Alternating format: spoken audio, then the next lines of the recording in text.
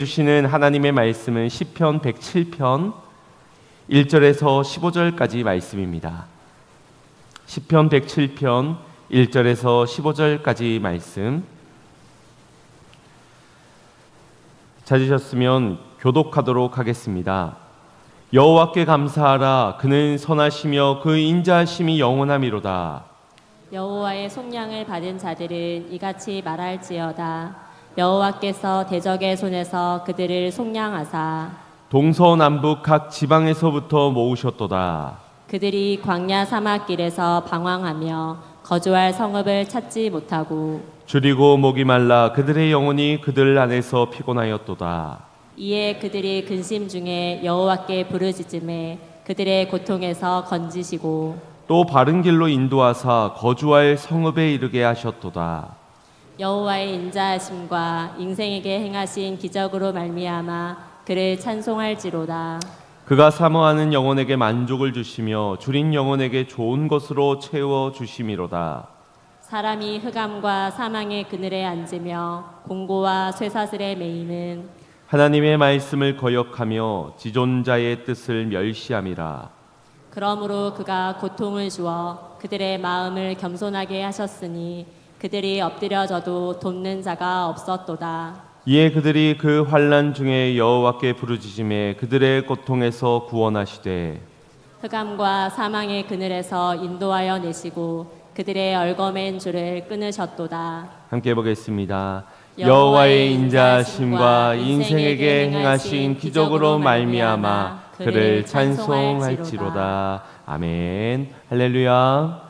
찬양받기 합당하신 주님, 모든 영광받기 합당하신 그 주님을 예배하는 귀한 시간 되기를 소망합니다. 주님은 예배하는 한 사람을 찾으십니다. 오늘 그 영혼이 저와 여러분이 되기를 간절히 소망합니다.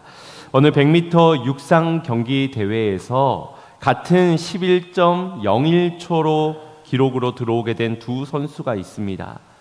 이 두 선수 모두 좋은 기록으로 결승선을 통과를 한 것이지만 한 사람은 금메달로 그리고 또 한 사람은 은메달로 목에 걸게 되었습니다. 이 일은 2007년 오사카에서 열린 세계 육상대회 여자 100m 결승 경기에서 실제로 일어난 일입니다. 두 선수 모두가 11.01초로 결승선을 통과해 들어온 것입니다.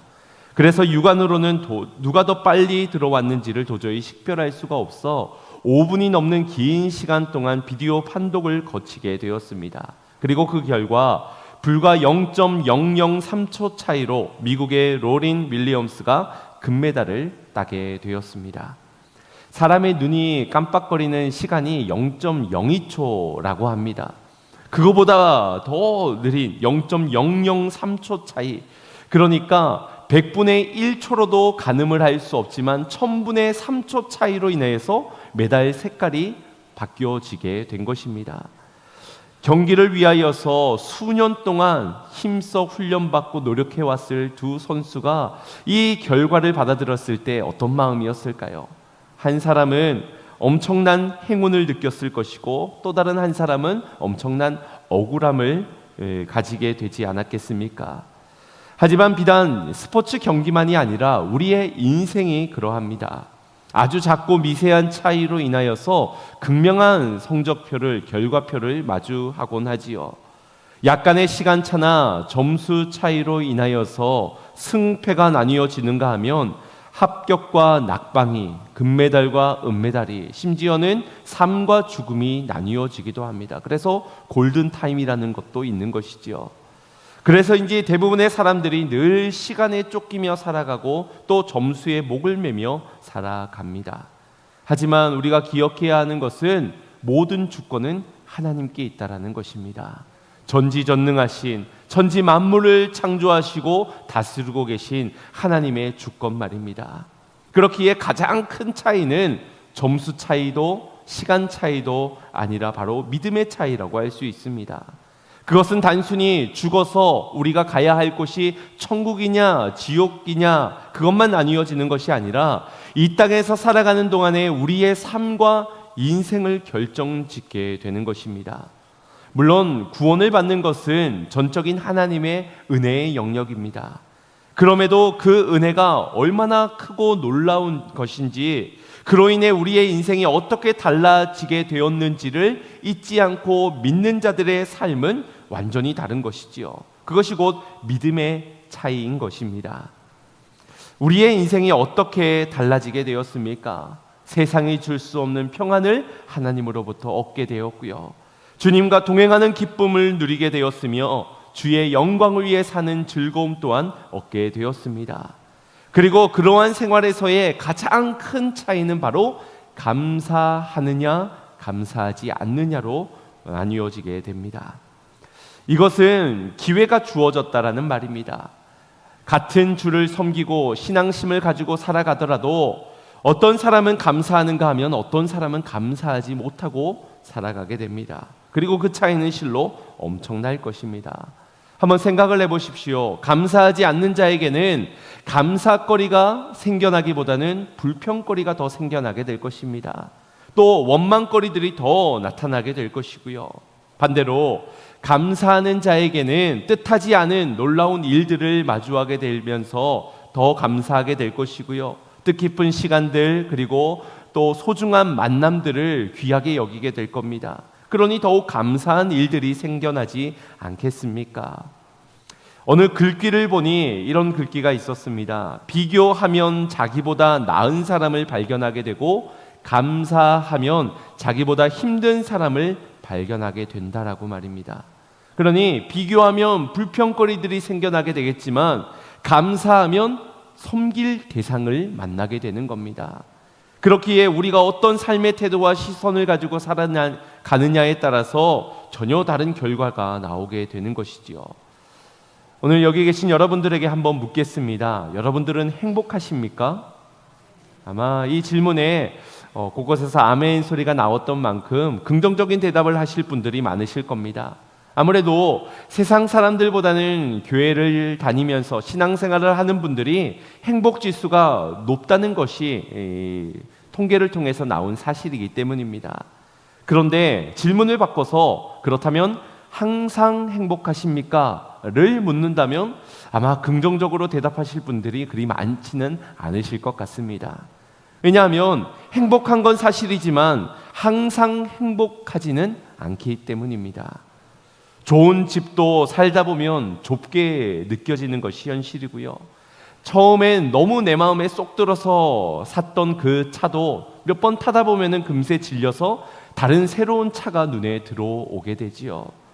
옷장에도 옷이 즐비하게 있지만서도 늘 입으려고 보면 입을 옷이 하나도 없다라고 불평하게 되는 것이 우리들이고, 처음에는 맛있게 먹었던 그 만나도 몇 번 먹다 보니 금세 질려서 애굽에서 먹었던 그 반찬이 더 맛있었다, 그리워하는 것이 우리들이라는 겁니다.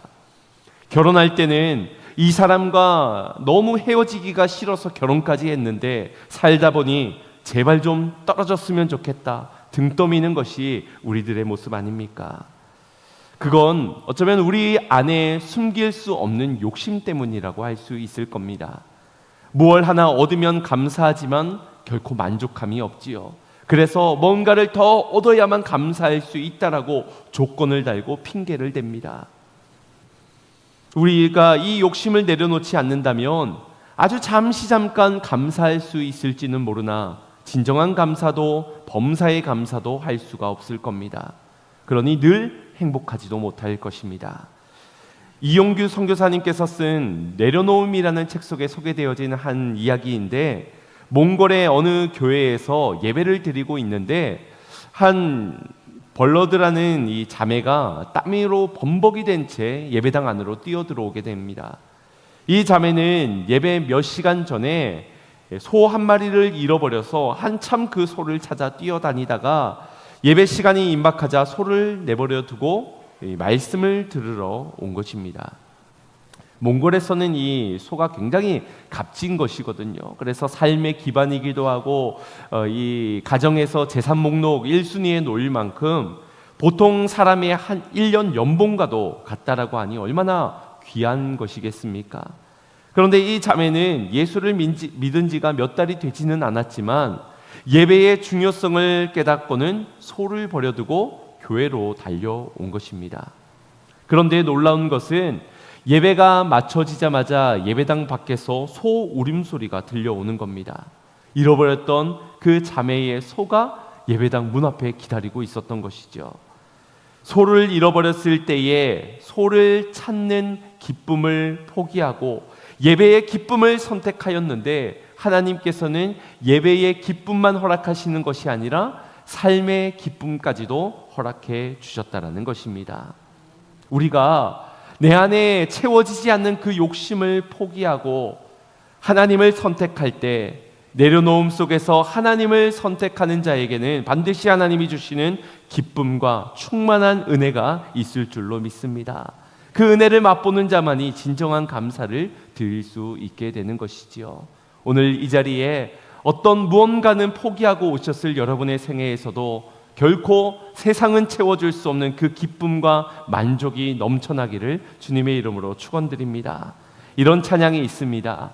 무화과 나무 잎이 마르고 포도 열매가 없으면, 감람나무 열매 그치고 논밭에 식물이 없어도, 우리의 양떼가 없으면 외양간 송아지 없어도, 다 함께 난 여호와로 즐거워하리, 난 여호와로 즐거워하리, 난 구원의 하나님을 인해 기뻐하리라. 아멘. 있어서 불안하고 없어서 불평일 수밖에 없는 여느 인생들과는 다르게 욕심을 내려놓고 하나님을 선택하는 자들에게 기쁨이 넘쳐나게 될 줄로 믿습니다. 감사가 회복될 줄로 믿습니다. 그 인생의 기쁨을 누리는 성도님들 되시기를 축원드립니다. 성경에 보면 우리에게 이러한 기쁨을 알게 하기 위해 감사라는 말이 참 많이 소개되어집니다. 그런데 이 감사에 대한 말씀에마다 두 가지 중요한 특징이 나타나게 되는데, 하나는 감사하라, 감사할지어다 명령문으로 되어져 있다라는 것이고, 또 다른 하나의 특징은 누가 누구에게 감사하라고 명령하느냐, 내가 나에게, 자기 자신에게 명령하면서 내 영혼아 감사하라 이렇게 되어져 있습니다. 왜일까요? 왜 감사를 명령문으로 그리고 자기 자신을 향하여서 명령하게 하셨을까? 그건 그만큼 감사하는 일이 어렵기 때문이라 생각되어집니다. 누군가가 부탁하면은 절대 하지 않을 일이 감사이고, 누군가가 나에게 명령한다 하여도 귀등으로도 안 들을 것이 감사하는 일이기 때문이라는 겁니다. 그런 우리를 하나님께서 너무나도 잘 아시기 때문에 명령문으로, 그리고 내가 나에게 내 영혼을 향해 선포하도록 만드신 것입니다. 왜냐하면 내가 나에게 스스로 명령하지 않으면 우리는 이 핑계 저 핑계 대면서 나는 이래서 감사할 수 없어, 저러면은 감사할게 라고 조건을 달 것이고, 그마저도 감사한 제목이 생기면은 자기 영광으로, 자기 자랑거리로 삼아 버릴 것이기 때문입니다. 조금만 자기 뜻대로 되지 않으면 원망과 불평이 쏟아질 우리들은 욕심쟁이들이기 때문입니다. 그런 우리를 주님이 너무나도 잘 아시는 것이지요. 그래서 명령으로, 그래서 우리 자신에게 더욱 감사라고 강조를 하는 것인데, 여기에서 한 가지 감사라는 뜻의 히브리어는 야다라는 말입니다.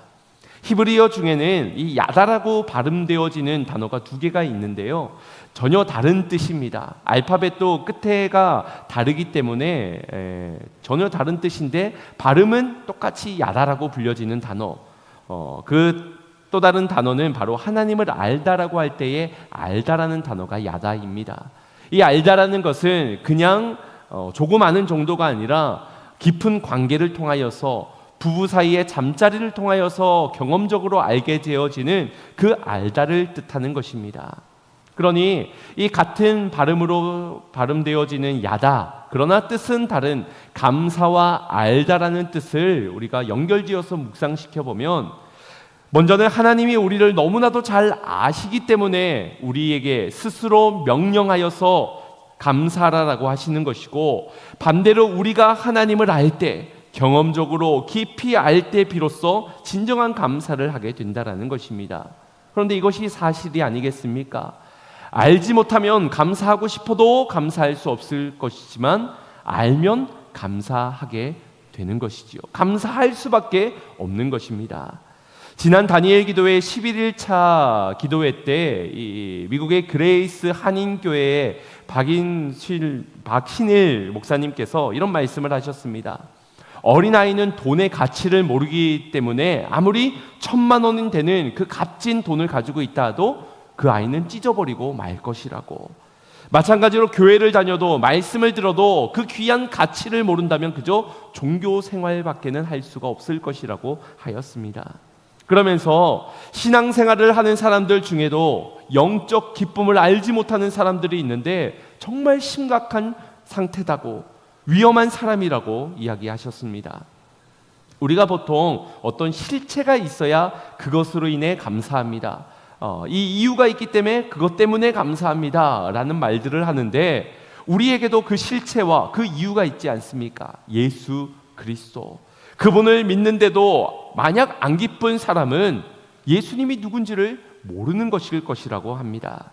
그러면 예수님 덕분에 주어진 부활의 주의를 온전히 기쁨으로 누리지를 못하고 슬픔의 토요일만 살아갈 수밖에 없다라는 것입니다.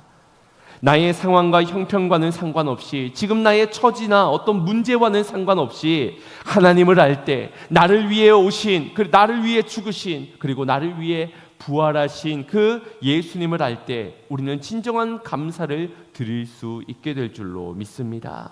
그래서 호세아 선지자가 외쳤지요. 우리가 여호와를 알자, 힘써 여호와를 알자라고.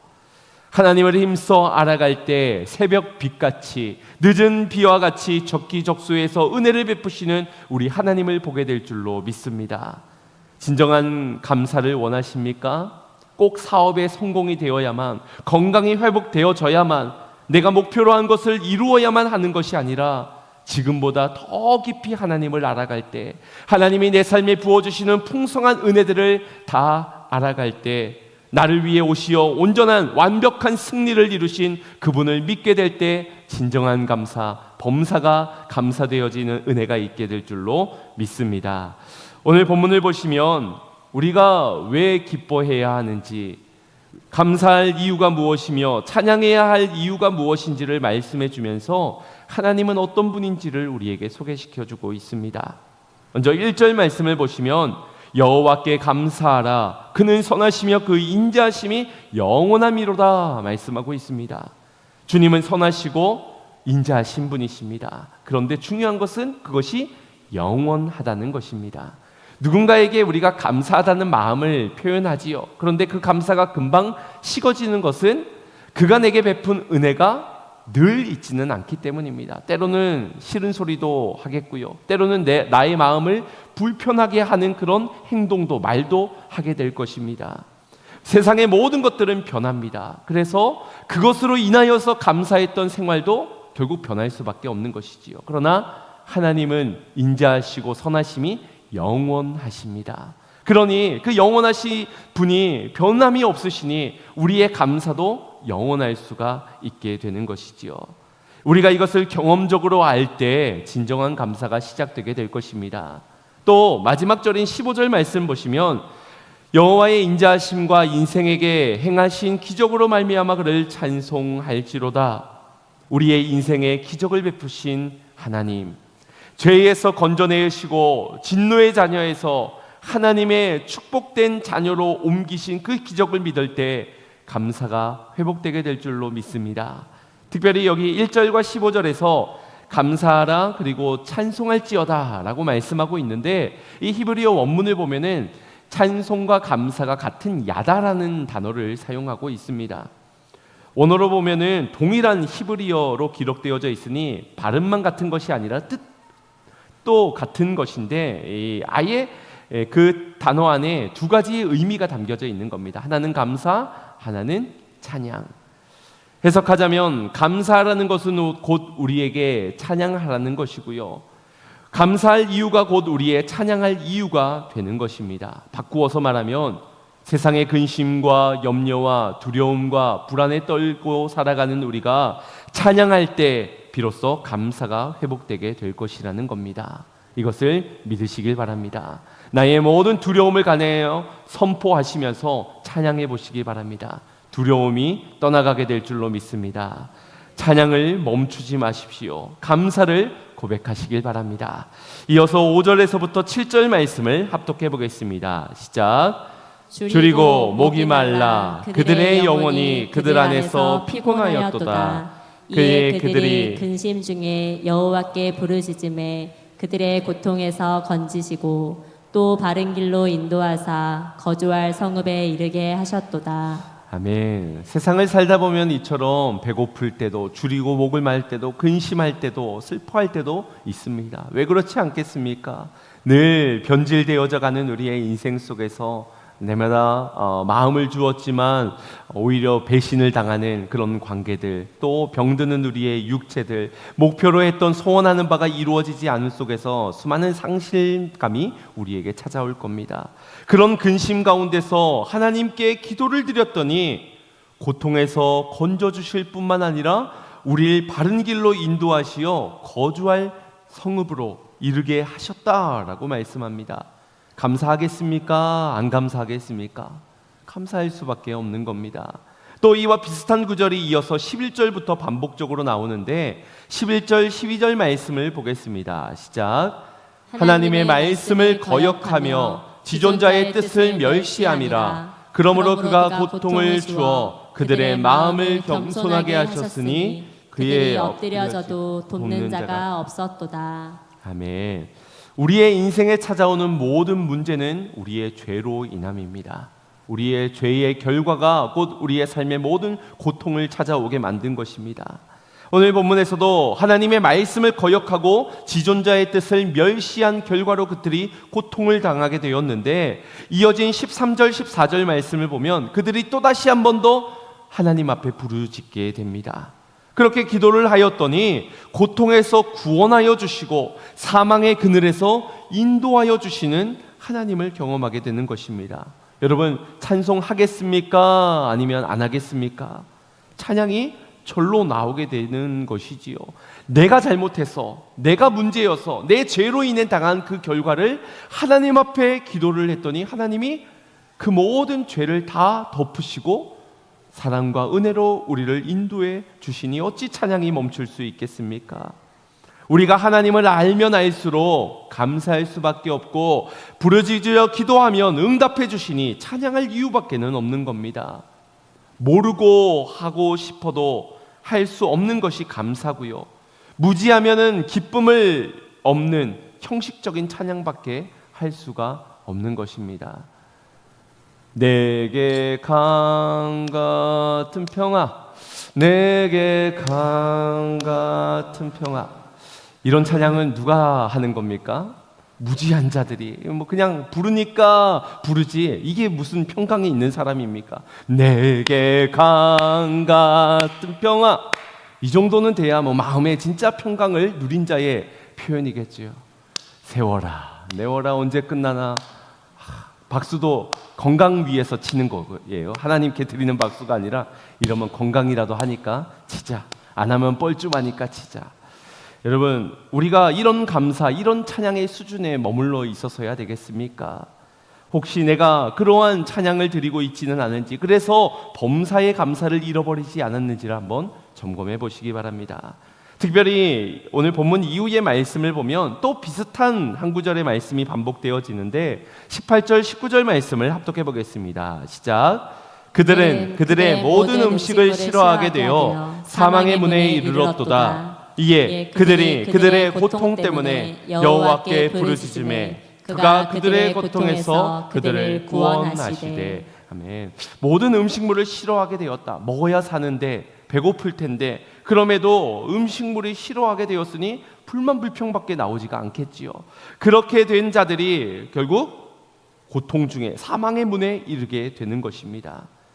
근심과 걱정, 거기에서 원망과 불평까지 나아가게 되면 결국 사망의 문에 이르게 되는 것이 우리의 인생의 결과일진데, 그때에도 여호와께 부르짖었더니 다시 한 번 더 고통에서 구원하여 주시는 하나님을 보게 되는 겁니다. 그런데 여기에서는 조금 특별하게 20절 말씀을 보시면 그의 말씀을 보내어 그들을 고치시고 위험한 지경에서 건져내셨도다라고 말씀합니다.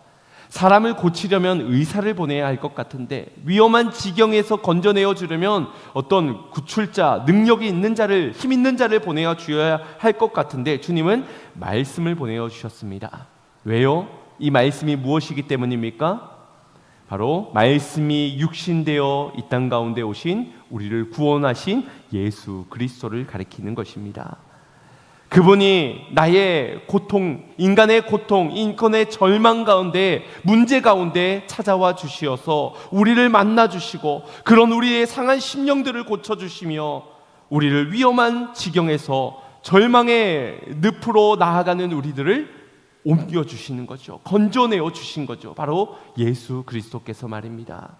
여러분, 그 말씀이 지금 어디에 있습니까? 이 말씀을 알지 못한다면, 이 말씀이 내게서 멀게만 느껴진다면 안타깝게도 우리는 감사하고 싶어도 감사할 수가 없을 겁니다. 찬양하고 싶어도 진정한 찬양을 드릴 수가 없을 겁니다. 그러나 이 말씀을 알게 될 때, 이 말씀 안에 내가 거하고 말씀이 내 안에 거하게 될 때 우리는 고침받고 건져내음을 받을 뿐만 아니라 진정한 감사로 변화되어진 우리의 인생의 수많은 축복의 열매들을 경험하게 될 줄로 믿습니다. 감사해 보십시오. 보이지 않던 것들이 보이기 시작할 것입니다. 감사해 보십시오. 내 삶에 놀라운 일들이 일어나게 될 줄로 믿습니다. 사랑하는 여러분, 하나님은 우리가 늘 감사하고 찬양하며 살기를 원하십니다. 그건 하나님이 받기를 원하시기 때문이기도 하지만 우리를 위해 예비하신 모든 축복들을 다 받아 누리기를 원하시기 때문입니다.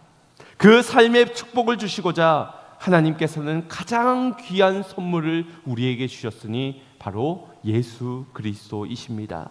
빛 되신 그분, 생명의 말씀으로 우리에게 찾아와 주신 그분을 보시고 그분을 알아가시고 그분을 믿으시기를 바랍니다. 지금은 감사할 수 없다고, 이대로 뭘 감사할 수 있겠느냐고, 찬양도 나오지가 않는다고 욕심쟁이처럼 다른 선물을 구하고 있지는 않습니까? 하나님은 진정한 감사와 기쁨의 찬양을 드릴 수 있는 최고의 선물을 이미 우리에게 내어주신 바 있습니다. 근데 그것으로 인하여서도 감사하지 못한 우리에게 무엇을 준들 우리의 감사하는 생활을 살아갈 수 있겠습니까?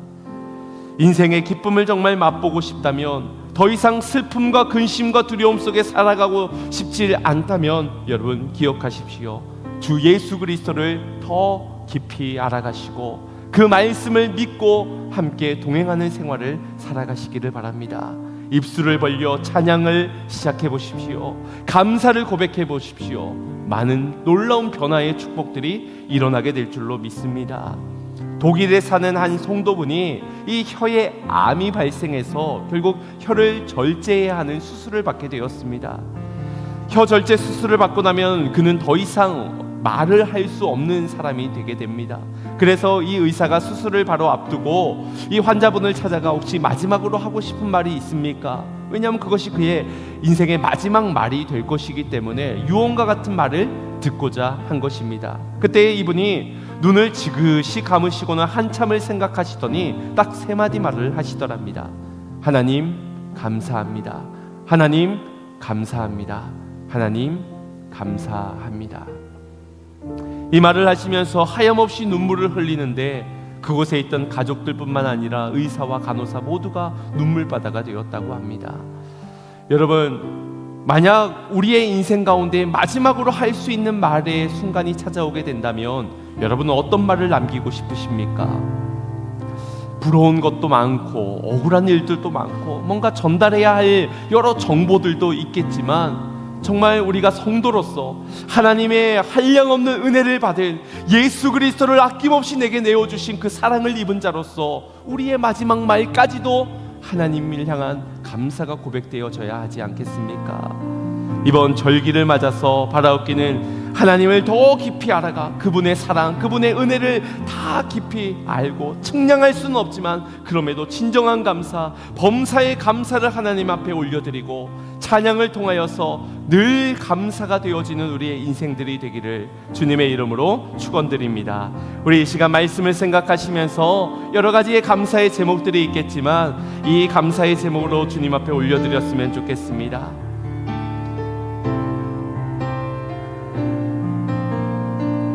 모든 것이 은혜입니다. 함께 고백합시다. 오늘 숨을 쉬는 것, 오늘 숨을 쉬는 것 감사,